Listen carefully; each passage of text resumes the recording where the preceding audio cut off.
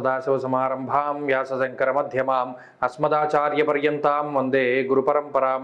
జ్యోతిషశాస్త్రాన్ని భావితరాల వారికి ప్రసాదించిన ఋషుల యొక్క పాదపద్మాలకి నమస్కారం చేసుకుంటూ, అలాగే నాకు ఈ జ్యోతిష విద్యను నేర్పిన గురువర్యులు జ్యోతిష బ్రహ్మ కీర్తిశేషులు శ్రీ ఈరంకి సూర్యనారాయణమూర్తి గారు, సూర్యశ్రీ దైవజ్ఞ గారి యొక్క పాదపద్మాలకి నమస్కారం చేసుకుంటూ, ఓం శ్రీ మహాగణాధిపతి నమః, శ్రీ గురుభ్యో నమః, హరి ఓం.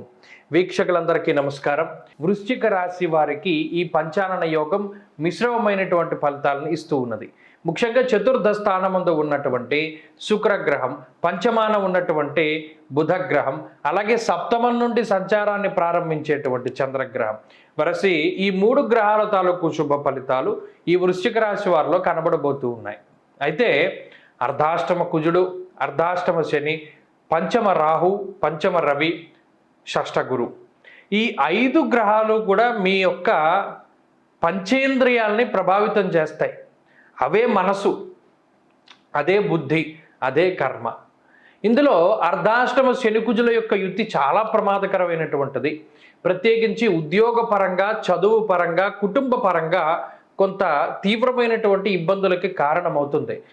అనవసరమైనటువంటి ఖర్చులు పెట్టించడానికి, మోసపోవడానికి, బంధువుల చేతిలో బంధువులు మనల్ని వంచడానికి, అంటే మనల్ని మోసం చేయడానికి, అలాగే చదువు సరిగా అబ్బకపోవడానికి, మరీ ముఖ్యంగా ఓవర్ కాన్ఫిడెన్స్ వలనో లేదా ఏకాగ్రత లేకపోవడం వల్ల చదువు రాకుండా, అలాగే ఇదే గ్రహస్థితి మరలా ఉద్యోగపరంగా చిన్నపాటి సమస్యలకి అవకాశం ఉంటుంది.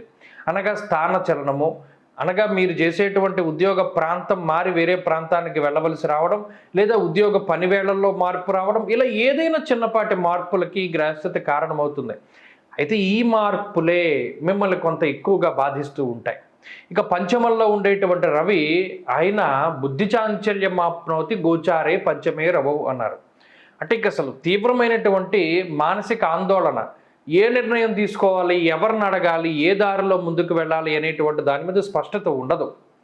అయితే అదే సమయంలో ఏవైతే మనం ఇప్పటి వరకు ఇబ్బందులు చెప్పుకున్నామో వాటిని అధిగమించేటువంటి విధంగా శుక్రబుధులు పనిచేస్తూ ఉంటారు.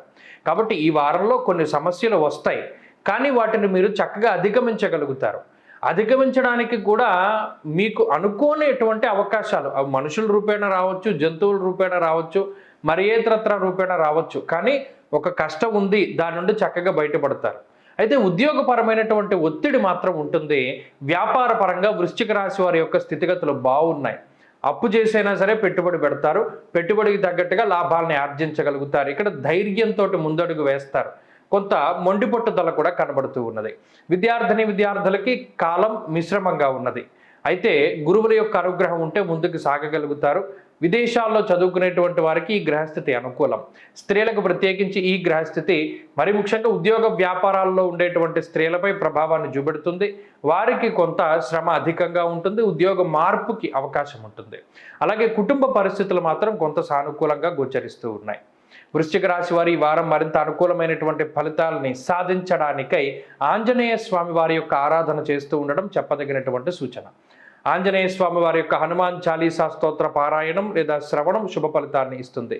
ఈ వారంలో కలిసి వచ్చేటువంటి రోజు బుధవారంగా చెప్పవచ్చును. అదృష్ట సంఖ్య 8, అదృష్ట వర్ణము ఆకుపచ్చ.